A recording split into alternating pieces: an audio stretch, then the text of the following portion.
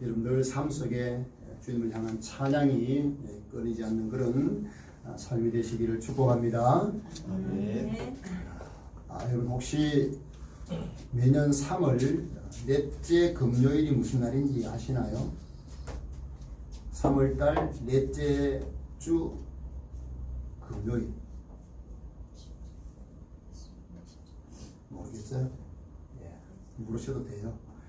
서해 수호의 날입니다.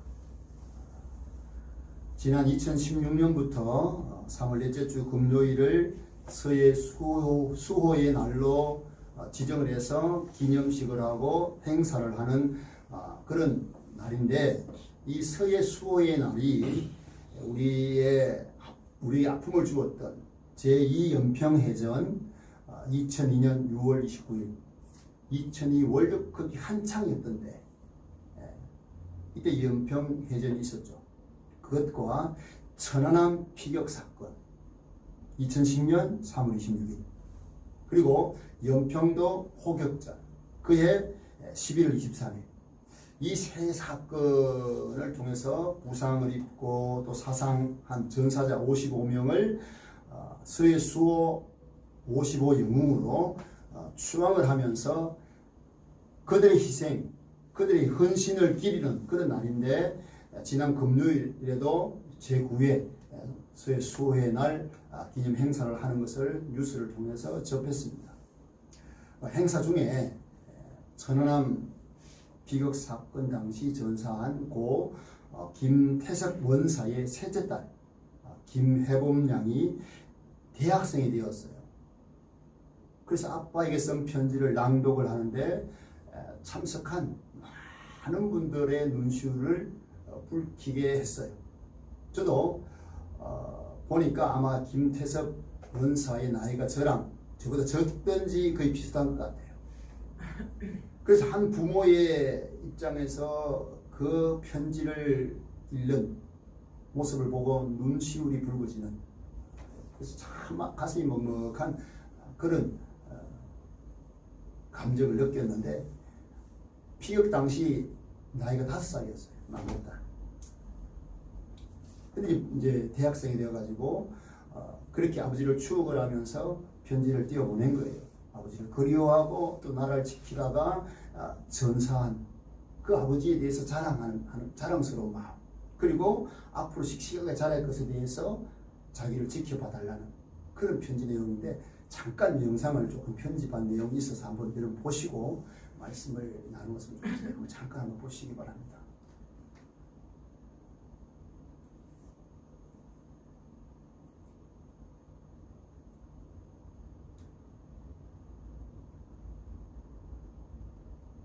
(24초) 정도.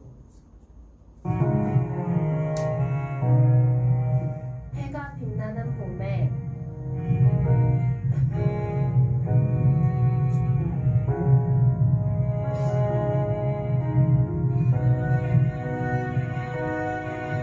아빠, 벌써 봄이네.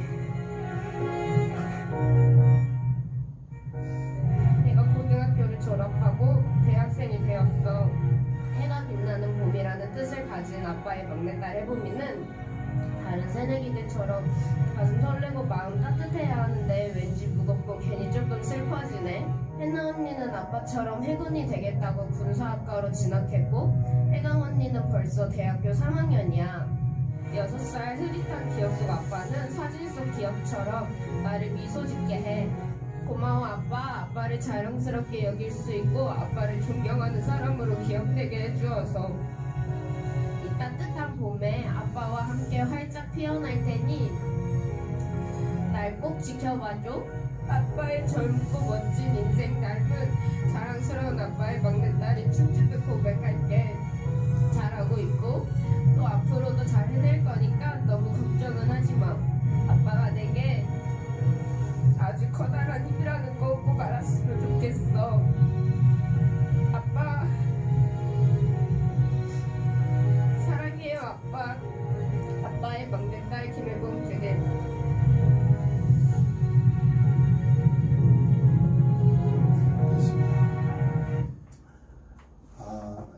좀 많이 편집이 됐는데 전체를 보면 참 이 마음이 아빠를 잃은 그 마음, 그리고 아빠를 그리워하는 그 애잔한 마음들이 참 느껴지고, 그래서 참여한 분들이 많이 눈시를 붉히는 모습을 보았는데요. 제가 왜 오늘 종려주일에 서예 수호의 날에 대해서 이렇게 말씀을 시작하느냐, 이것 가지고 우리도 여러분 봄이 되면 예수님의 고난과 부활을 기념하는 절기를 맞이합니다. 오늘이 여러분 종려주일이고 다음 주일은 부활주일입니다. 그리고 한 주간 고난주간이에요. 근데 제가 이 서예 수호의 날 기념식을 보면서 우리는 예수님의 고난과 부활을 기념하는 절기를 어떻게 보내야 할까?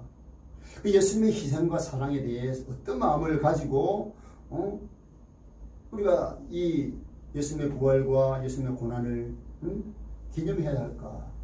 그런 고민을 하게 됐던 거예요.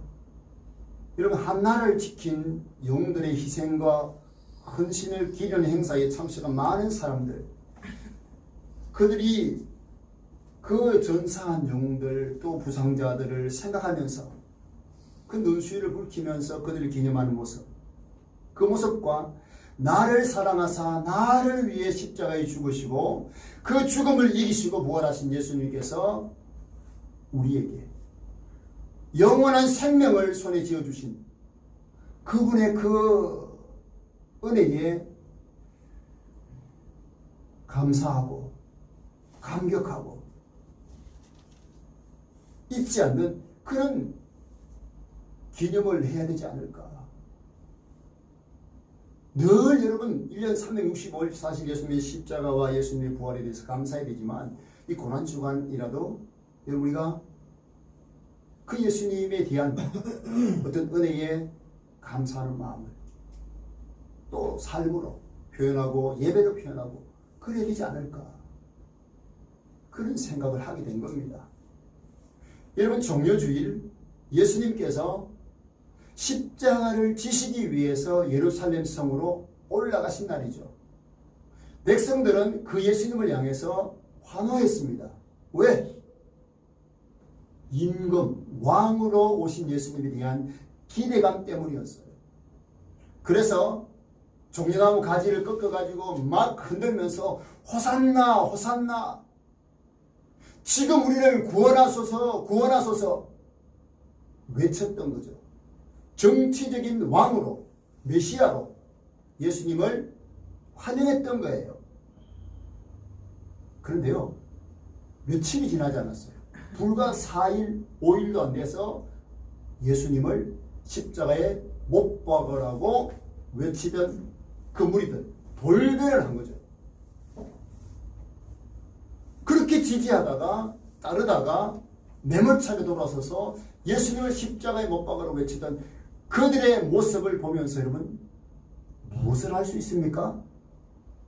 우리가 살아가면서요, 어떤 사건이나 어떤 사람에 대해서 항상 자기의 유불리에 따라서 견해가 갈리더라는 거예요. 두 가지 견해가 있고 뭐 중도도 있고 이 견해가 갈려요. 여러분, 오늘 본문에 우리가 읽은 본문에 나오는 그 십자가에 달린 두 강도, 처음에는요 이들도 예수님을 비난하는 사람들과 같이 예수님을 비난했어요. 그런데 한 사람은 예수님을 구원자로 고백을 하는가 하면 또 한 사람은 다른 비방하는 자들과 똑같이 예수님을 향해서 네가 그리스도면 우리를 구원해, 너도 구원받고 너도 구원하고 우리도 구원해달라, 그렇게 비난하고 조롱하는 것을 볼 수가 있어요. 제가 여러분 이 광경을 보면서 이 두 행악자의 입장이 어떻게 이렇게 달라졌을까? 똑같이 예수님을 십자가에서 막 비방하다가 한 사람을 예수님을 향해서 예수님을 구원자로 고백을 해요. 근데 한 사람은 여전히 비방을 해요. 왜 이렇게 그들이 입장이, 견해가 달라졌을까?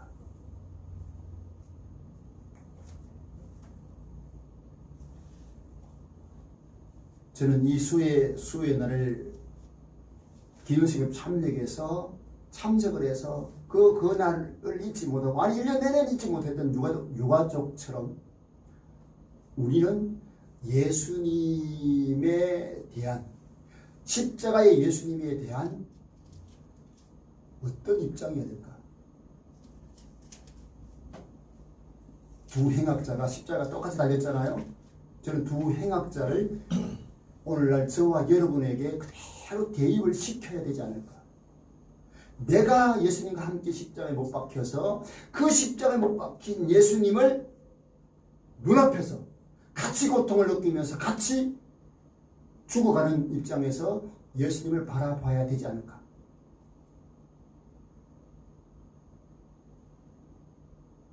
그런 생각을 하게 된 거예요. 왜? 그래야 예수님을 제대로 우리가 이해를 하고 제대로 믿을 수 있을 것 같아요. 그냥 나는 죄가 없는데 예수님이 우리를 구원하셨다, 뭐 그런 입장인 것 같은 느낌이 많이 들어요. 우리는 죄도 별로 없는데 왜 예수님 십자가 지셔가지고 우리를 왜 구원하셨다, 그러니 뭘 감동도 없고 뭐 밋밋한 그런 삶이 아닌가. 여러분, 오늘 우리가 읽은 본문은 빌라도 총독에게 애매한 사형 선고를 받은 예수님이 사형장에서 십자가에 못 박혀서 고통당하는 그 장면이잖아요. 이 사형장은 예루살렘 밖에서도 흔히 볼 수 있는, 예루살렘 밖에 있는 언덕이었습니다. 오늘 33절에 보니까 이름이 뭐라고 되어 있어요? 해골이라는 이름을 가지고 있어요. 마태복음 27장 33절에도 히브리어로 골고다라고 되어 있습니다. 이것도 또 해골이라는 의미입니다. 왜 이렇게 해골이라는 이름을 가지게 되었는가? 나무가 없는 민둥산이에요. 근데 멀리서 보면 둥근 형상이 마치 해골 같았기 때문에 그렇게 이름이 붙여졌다는 거예요. 또 우리가 여러분 갈보리라는 그런 말도 들었잖아요. 이 갈보리는 똑같은 해골이라는 뜻의 라틴어입니다. 그러니까 뭐 골고다니 갈보리니 다 똑같은 해골이라는 그 언덕, 예수님 십자가에 달리신 그 언덕이 해골이라는 이름을 가지고 있는 것을 알 수가 있고요. 그리고 33절을 보면 그날 예수님과 함께 두 명의 행악자가 예수님 좌우편에 십자가에 같이 달린 것을 우리가 볼 수 있습니다. 그러니까 멀리서 보아도 어땠을까요? 눈에 환하게 보였어요. 다 볼 수 있었어요.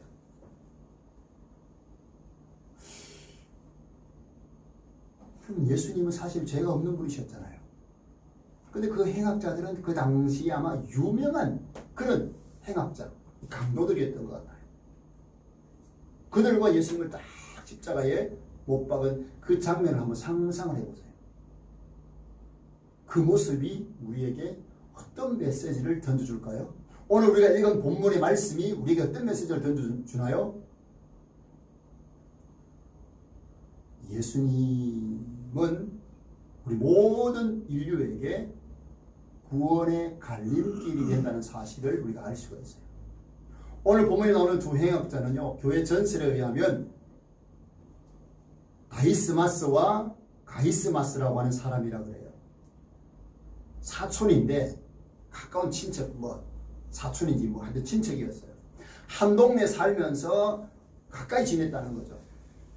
근데 생활이 뭐 너무 어려워서 그랬는지 모르지만 둘이서 한 팀이 되어서 사람을 죽이고 강도짓하고 그러다가 체포가 된 거예요. 그래서 법정에서 둘 다 사형 선고를 받고 십자가를 지게 된 거예요. 얼마나 포악한 짓을 많이 했는지 그 당시 가장 무서운 형벌, 십자가형을 당했다는 건요, 그들이 이 강도 행각이요, 이 부동산 보통 강도와 달랐다는 거죠. 그리고 십자가형을 받은 거예요. 사복음서 전체를 종합해 보면 이 두 행악자는 공범이었을 가능성이 거의 100%입니다. 같이 공범이었어요. 근데 죄가 없는 예수님이 그 강도들 사이에 끼어서 마치 한 패거리인 것처럼 십자가에 달려 죽으신 거예요.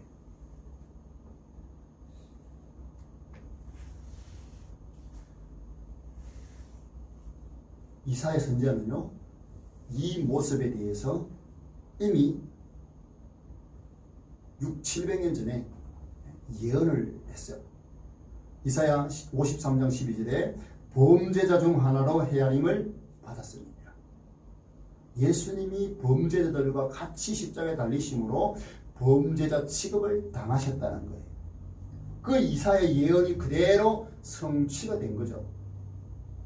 마치 죄인처럼 십자가에 죽으시고 우리의 죄를 대속하신 그 일을 행하신 거예요.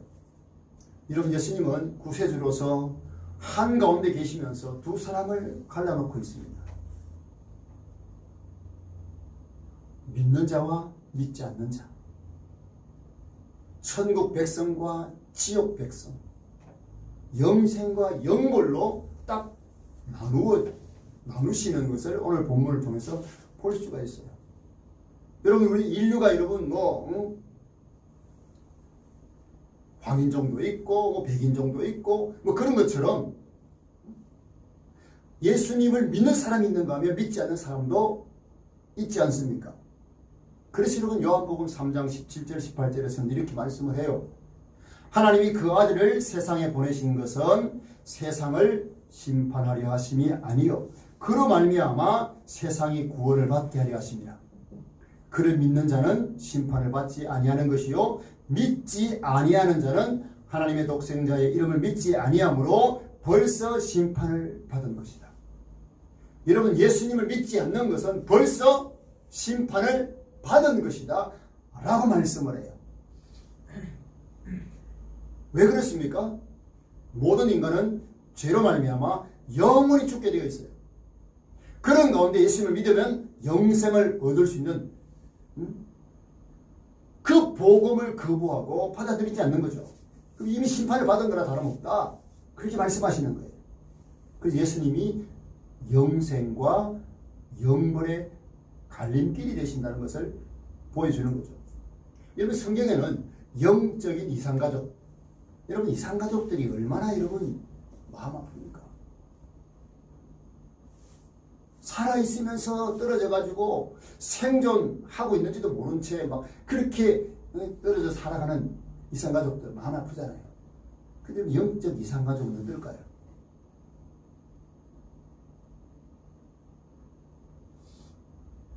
구약 성경에 보면 롯의 가족이 그렇습니다.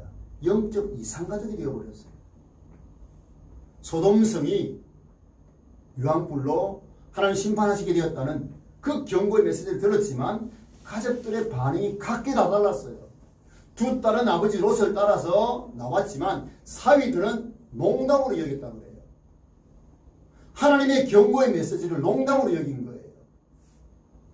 그런가 하면 그의 부인, 롯의 부인은 어땠습니까? 따라 나서긴 했지만 그 소돔과 고모라 성에 미련을 버리지 못한 거예요. 오다 말고 뒤돌아보지 말라고 하는데 뒤돌아보았다가 소금 기둥이 되고 말았어요. 얼마나 비참합니까? 오늘날도 여러분, 영적 이상가족이 생기고 있어요. 한 가정에서 한 지붕 밑에 살고 있지만 또 한 사무실에서 일을 하고 있지만 예수님에 대한 태도에 대해서 그 태도에 따라서 영적으로 갈라집니다. 여러분, 어느 쪽이십니까? 예수님 편, 예수님 쪽에 속한 그런 성도가 되기를 축복합니다. 아멘. 그래서 여러분, 한 사람도 영적인 이상가족이 없어야 돼요. 사실 이것만큼 안타까운 일이 없어요. 오늘 여러분, 두 강도가 너무나 비슷한 인생을 살았지 않습니까? 강도짓을 하고 살인을 하고 그렇게 비슷한 삶을 살다가 결국 십자가를 진 거 아닙니까?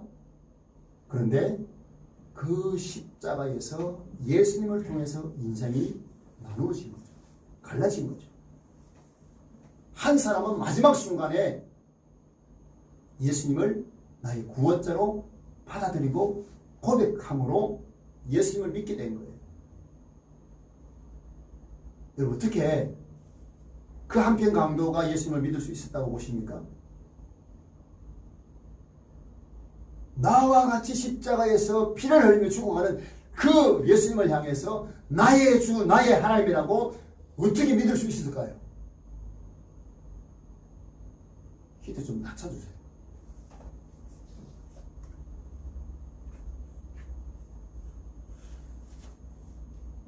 자기와 똑같은 처지에서 십자가에 달려 죽어가는 그분을 보고 나의 구원자라고 고백했다. 여러분 이게 어떻게 가능했을까요? 여러분 십자가에 달린 이 강도는요, 부활하신 예수님을 보고 나의 주 나의 하나님으로 고백한 것이 아니에요.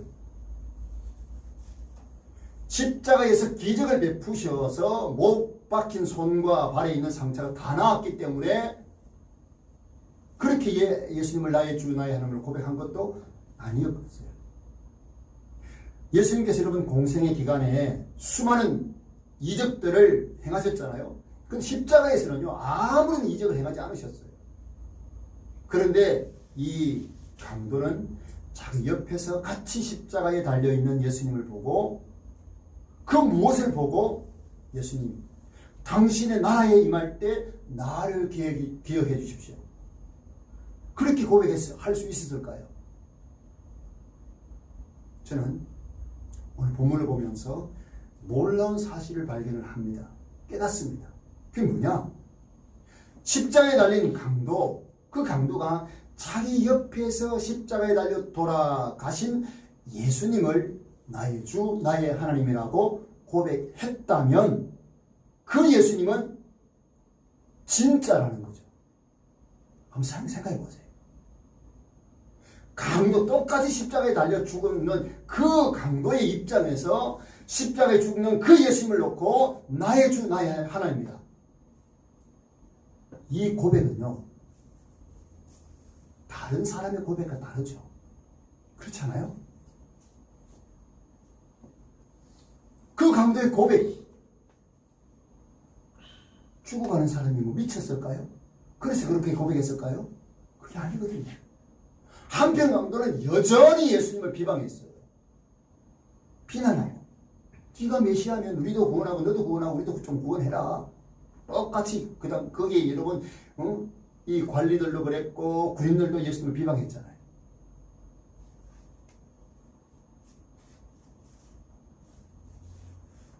그런데 여러분 그 한편 강도가 예수님을 구원자로 고백했다. 그러면 예수님이 진짜 구원자인 거죠. 자, 이렇게 말씀드리는 근거가 뭐냐? 여러분 당시 십자가형은요 가장 무서운 형벌이었잖아요. 가장 포악한 죄인에게 그런 형벌을 내린다는 거죠. 십자가요. 근데 처형 방법이요 몇 개나 되는 줄 아세요? 10,000개가 넘습니다. 십자가에 처형하는 방법이 10,000개가 넘는다는 거예요. 그만큼 끔찍한 형벌이에요. 그런데 공통적으로 십자가형을 받은 죄인은 자신이 매달린 십자가를 어깨에 메고 그 골고다 언덕 위로 올라가야 되는 거예요. 그 십자가형 언도를 받은 강도는요 처음부터 끝까지 예수님의 모든 행적을 어떻게 해요? 가까이서 예수님과 함께 똑같이 십자가 지고 올라가면서 본 거예요. 강도는요 원래는 구경꾼들처럼 본 게 아니에요. 똑같이 십자가 지면서 매맞아 가면서 그 십자가 지고 골고다로 올라간 거예요. 그러면서 예수님을 지켜본 거죠. 십자가를 지고 골고다 언덕으로 오를 때 또 십자가에 달릴 때 누가 여러분 예수님에 대해서 정확한 판단을 내릴 수 있을까요? 누가? 예수님이 어떤 분이시다라는 것을 저는 그 강도들이 아니었을까? 로마 군인? 아니죠. 그렇다면 그들은 예수님을 그렇게 가혹하게 채찍질을 못했을 거예요. 그 자리에 모인 군중들요 구경꾼들이었어요.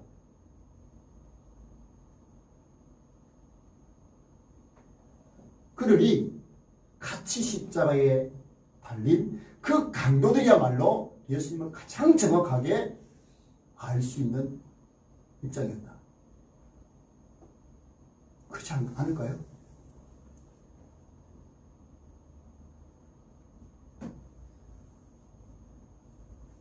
냉정하게 예수님을 본 거예요. 자기들도 십자가 지고 그 예수님도 십자가 지고 그 자기들은 범죄해서 행악자가 되어가지고 십자가 졌는데 저분도 보니까 십자가 지고 하는 거 보니까 뭐 그런가 보다 그랬겠죠. 그런데 냉정하게 자신들의 모습과 예수님을 비교하지 않았을까. 그러면서 이 한편 강도는 심경의 변화가 일어난 거 아닌가. 이런 마태복음 보시면 이 한편 강도 똑같이 비방했어요. 똑같이 두 사람 다 처음에는 예수님을 비방했어요. 근데 여러분 가만히 보니까 예수님이 범상치 않은 거예요. 보통 분이 아닌 거예요. 보통 사람은 자기들도 막 지금 막 십자가 달려 죽게 될 그런 상황에서 십자가 지고 가면서 막 욕을 하고 막 땡깡을 부리고 야단이었을 텐데 저 예수님은 어떻게 해요? 온갖 비난과 욕을 다 받으시면서 묵묵히 그 십자가를 지고 가시는 모습. 그 십자가의 고통이 너무나 컸기 때문에 소리를 치면서 저주하는 자기들의 모습과는 너무 다른 거예요. 그런데 고통스러운 그 십자가를 지고 같이 올라가던 그 예수님이 입을 여셨어요. 예수님의 기도였습니다. 기도의 한마디였습니다. 가만히 들어보니까 자기를 괴롭히는, 자기를 죽이려고 하는 저들을 용서해달라고 하는 그런 기도였어요. 자, 34절 한번 읽어보시죠. 34절 시작. 이에 예수께서 이르시되 아버지 저들을 사하여 주옵소서 자기들이 하는 것을 알지 못함이니이다 하시라. 아멘. 자, 거기까지 읽겠습니다. 자, 보세요. 자기들을 예수님을 십자가에 못 박은 자들을 향해서 용서해달라는 그런 기도였어요. 이게 여러분 얼마나 충격이었을까요? 그 전까지는 예수님을 같이 비방하고 그랬는데 십자가에 달려 그 고통스러운 순간 속에 용서를 해달라고 기도하신 예수님의 모습을 보면서 최종적인 결론을 내리게 된 거예요. 저분은 죄가 없는 분이구나. 그러니 이스라엘이 기다리고 있는 메시아가 맞구나. 저분이야말로 온 인류를 구원할 구원자이시구나. 이거를 믿게 된 거 아니겠습니까? 그래서 그가 한 고백이 무엇입니까? 41절 한번 보세요. 41절에 보면 우리는 우리가 행한 이 일에 상당한 보응을 받는 것이니 죄지어서 죄값 받는다는 거죠. 이에 당연하거니와 이 사람이 행한 것은 옳지 않은 것이 없느니라. 옳지 않은 것이 없다. 무슨 말입니까? 저번에 절대로 틀린 것이 없다는 거예요. 이 땅에서 외쳤던 복음도 구원, 영생, 천국, 심판 하나도 틀린 게 없다. 이게 여러분 십자가에 달린 한편 강도의 고백이었던 거죠. 여러분 이 강도는요, 이 땅에 살다가 죽으면 모든 것이 다 끝나는 줄로 알고 살았던 인물이었어요. 그러니까 그런 악한 짓을 하죠. 그래서 남의 것 훔치고 빼앗고 안 되면 죽이고. 그런데 양심의 가책도 받지 않고 살았단 말이에요. 그런데 자기와 함께 십자가에 달려 돌아가신 예수님, 그 예수님이 메시아인 것을 발견했을 때 인생은 살다가 죽는 것으로 끝나는 것이 아니구나. 적어도 유대인이었기 때문에 들었던 말씀들을 무시하고 살던 그가 그 사실을 받아들이게 되는 거죠. 그래서 예수님께 어떻게 부탁합니까? 자, 42절 보면 예수님, 당신의 나라에 임하실 때에 나를 기억하소서. 여태까지 잘못 살아왔던 그 삶을 참여하면서 예수님께 자신의 영혼을 맡기는 것을 볼 수 있어요. 저는 여러분 이번 고난주간, 이 고난주간을 앞두고 하나님의 말씀을 보면서 예수님께서 메시아라는 증거 중에 가장 위대한 증거는 이 바로 예수님과 함께 십자가에 달렸던 한편 강도가 예수님을 메시아로 고백한 이 강도의 고백이 아닐까 그런 생각이 들어요.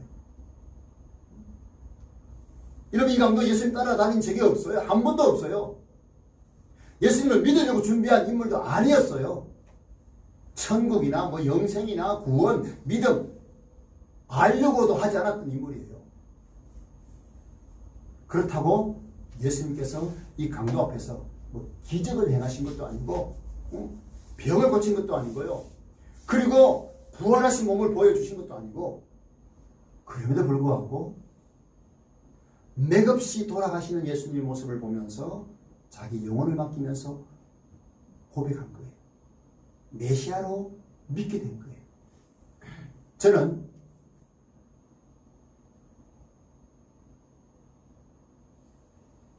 우리 모든 성도들이 내가 지은 죄 때문에 동일하게 십자가를 지고 내 가운데 내 옆에 계신 예수님을 바라보는 입장이어야 한다.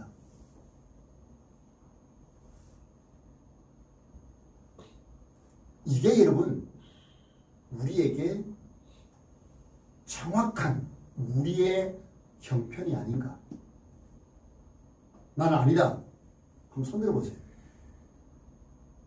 예수님의 옆에 십자가에 못 박혀야 될 그런 죄인이 아니다. 나는.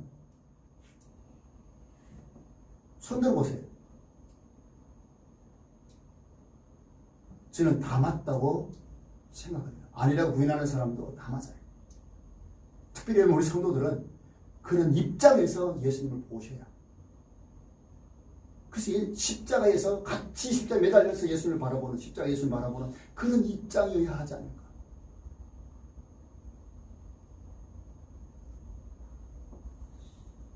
주님, 당신 나라에 임할 때에 나를 기억하옵소서. 여러분 이 강도가 이런 예수님께 부탁을 할 때 예수님이 야 네가 무슨 염치로 이런 강도짓을 해가 십자가에 달려 죽는 주제에 나에게 내 영혼을 부탁하느냐. 여러분 그렇게 말씀하셨나요? 뭐라 말씀하셨어요? 자 43절 보세요. 자 읽습니다. 43절 시작. 예수께서 이르시되 내가 진실로 내게 이르노니 오늘 네가 나와 함께 나그네에 있으리라 하시니라. 아멘. 저는 이 광경을 상상을 하면서 예수님으로부터 예수님의 음성을 통해서 육성을 통해서 직접 구원을 보장받은 인물은 이 강도밖에 없지 않느냐. 그렇잖아요? 그날 그 죽는 그날 그 순간 천국을 보장받은 거죠. 근데 여러분 이 모습을 보면서 이 의문이 생기지 않습니까? 평생 죄만 짓다가 사형수가 되었는데 어떻게 그 사람이 저렇게 쉽게 구원받을 수 있는가? 의문이 들지 않아요? 그런데 여러분 지옥 가는 것은 더 쉽습니다. 비자가 필요가 없습니다. 모든 인간이 죄인이기 때문에 그냥 내버려두면 다 지옥 갑니다. 지옥 비자가 다 나와 있기 때문에 갑니다. 반면에 천국에는 비자가 있어야 들어갑니다. 우리 스리랑카에서 온 형제 한국에 올 때 비자 통해서 가지고 들어왔죠? 그죠? 비자 가지고 한국에서 허용했기 때문에 들어왔어요. 근로자로 아마 그렇게 들어왔을 거예요. 여러분 외국에 나가는데 비자를 받지 못하면 가고 싶어도 못 가는 거 아닙니까? 나라마다 제시하는 이 비자를 내주는 기준이 다 다르죠. 그 기준에 합당하면 비자를 발급하면 입국이 되는 거 아닙니까? 천국 비자의 심사 기준은 뭘까요? 오직 하나, 예수 그리스도가 나의 구원자라는 것. 내 죄를 대속하신 나의 구원자이심을 믿는 믿음. 이 비자의 조건이에요. 다른 조건은 전혀 없습니다. 예수님이 나를 위해서 내 죄를 해결하신 예수님이시다. 나의 구원자시다. 할렐루야. 아멘. 이 사실을 믿는 믿음이 천국 비자의 조건이에요. 어떤 사람은 그렇게 얘기하죠. 사랑의 하나님이시라면서 왜 지옥을 만들 수 있냐고 그렇게 말들을 많이 해요. 여러분 들어보셨나요 혹시? 좀 생각 있는 사람들은 그렇게 확 머리에 돌아가는 사람 그렇게 얘기해요. 근데 여러분 우리가 알아야 될 것은요. 하나님은 사랑의 하나님이시지만 동시에 공의로운 하나님이십니다. 공의롭다는 것이 뭡니까? 죄는 반드시 벌할 수밖에 없는 그것이 공의 아닙니까? 그러므로 여러분 지옥이 있을 수밖에 없는 거예요. 다만 하나님이 지옥 갈 인생들에게 믿음이라는 비자 조건을 보시고 천국으로 인도하시는 거죠. 공의를 상하지 않으면서 우리 인간들을 구원하시는 길은 예수님의 십자가밖에 없어요. 그래서 여러분 십자가는 하나님이 우리를 향한 확실한 사랑의 증거임을 여러분 믿으시기 바랍니다. 가장 확실한 증거예요.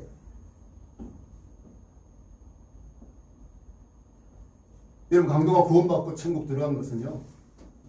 십자가의 대속의 은혜였습니다. 뭘 또 보여줍니까? 그렇게 행악자인 강도도 예수님을 믿으면 구원받는다는 것을 우리에게 보여주는 겁니다. 마지막 순간이라도 예수님을 믿게 되면 구원받게 된다. 라는 사실이죠. 영원한 생명을 얻고 천국 들어가야 된다. 그 사실이에요. 자, 근데 여러분 또 다른 한편 강도는 어땠습니까? 그 구원받을 기회 놓치고 말았습니다. 한편 강도는 그 구원받는 기회, 십자가에서 죽어가면서 기회를 얻었지만 한 사람은 기회를 놓치고 말았습니다. 언젠가는 여러분 구원받을 기회가 끝나고 만다는 거예요. 저는 여러분 이 한편 강도를 생각하면 정말 아슬아슬하죠. 죽기 직전에 예수를 믿고 구원받았으니까 얼마나 기막힌 은혜입니까? 그렇죠. 그런데 여전히 예수님을 비방하고 자기와 다른 모습을 보인 예수님을 구원자로 믿지 않은 한편 강도는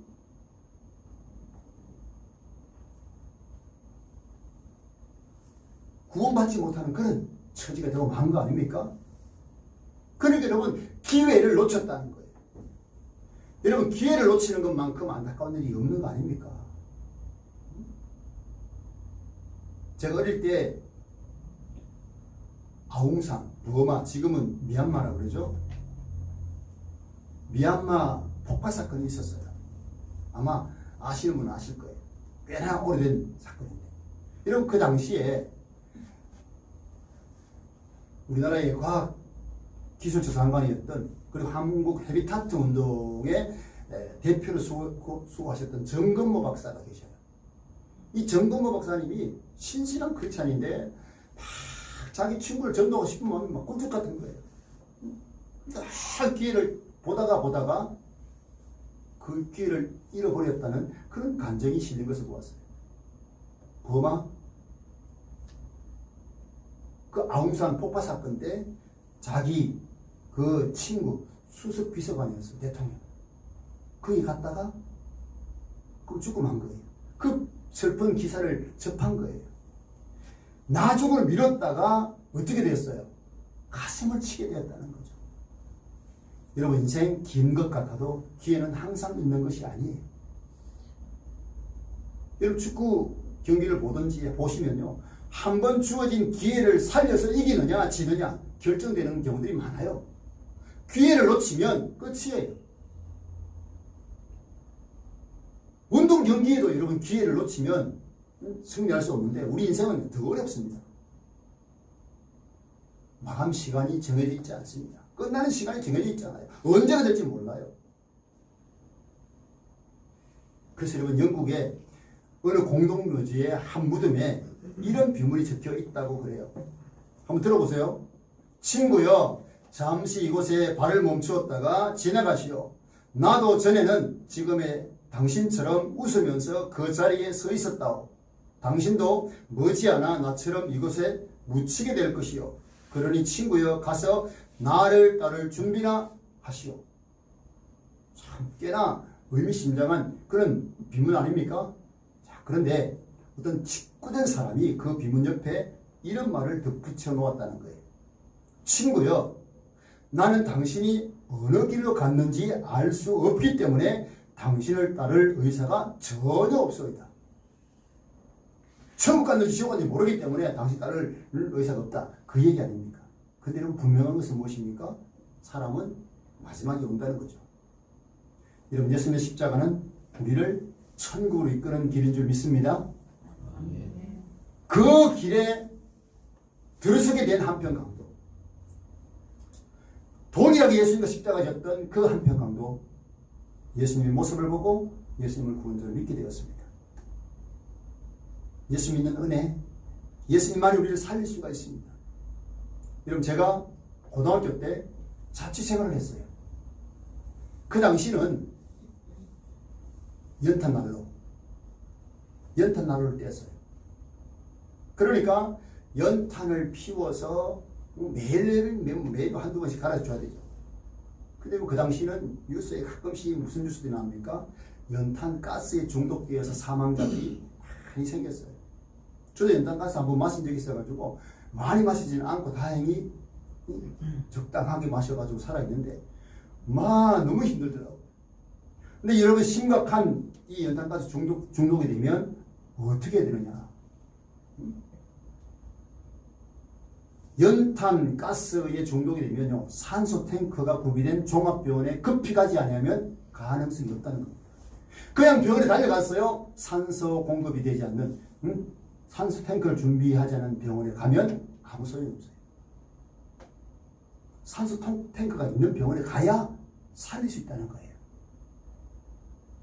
여러분 오늘날 죄악의 가스에 취해 있는 이 수많은 사람들이 영적인 산소 탱크와 같은 예수 그리스도, 그분에게 나와야 살 수 있는 거예요. 여러분 믿으시면 아멘? 그분에게 나야 살 수 있는 거예요. 그런데 다른 데서 뭘 살리려고 아무리 애써 보십시오. 되지 않는 것이죠. 하나님 우리에게 예수님의 십자가를 통해서 촉구하십니다. 너희들이 죄를 십자가에서 해결하신 예수 그리스도를 구원자로 믿어라. 할렐루야. 이 예수님의 초청을 여러분 우리 거부하면 오늘 예수님에게 한편 강도는 구원받았지만 한편 강도는 그냥 버려짐을 당했어요. 바로 예수님 옆에서 구원을 받지 못한 거예요. 얼마나 여러분 안타깝습니까? 다음 주일은 여러분 부활주일입니다.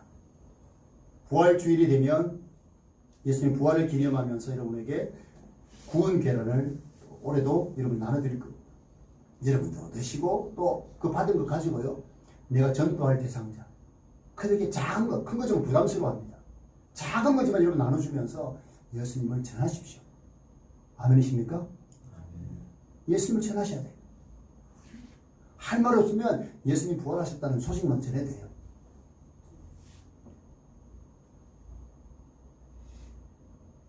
그 예수님을 전하는 이유가 뭡니까? 한편 강도의 입장에서 한번 생각해 보면 그가 천국 가서 여러분 얼마나 황송했을까요? 왜 황송할까요? 주인을 위해서 일한 것이 있어요, 없어요? 아무것도 없는 거야. 천국 간 거에 대해서 너무너무 감격스러운데요, 주인을 위해서 한 게 없는 거예요. 만약에 여러분 누군가 이 강도에게 묻는다 그러면 다시 살 수 있다면 당신은 어떻게 살 것 같냐? 뭐라 그러겠어요? 나는 주님을 위해서 내 일생 전체를 바치겠습니다. 그러지 않겠습니까? 살아계실 때 주님을 위해서 주님께 받은 은혜에 보답하며 감사하며 영광 돌리는 삶을 사십시오. 그렇게 하지 않겠냐는 거죠. 여러분 주 고난주간을 보내시면서 나를 사랑하신 예수 그리스도, 그분의 십자가를 바라보시고 또 부활하신 예수님을 여러분의 주변에 있는 가까운 분들에게 증거하는 그런 믿음의 성도들 다 되시기를 주님의 이름으로 축복합니다. 아멘. 자, 우리 찬양을 드리십시다. 303장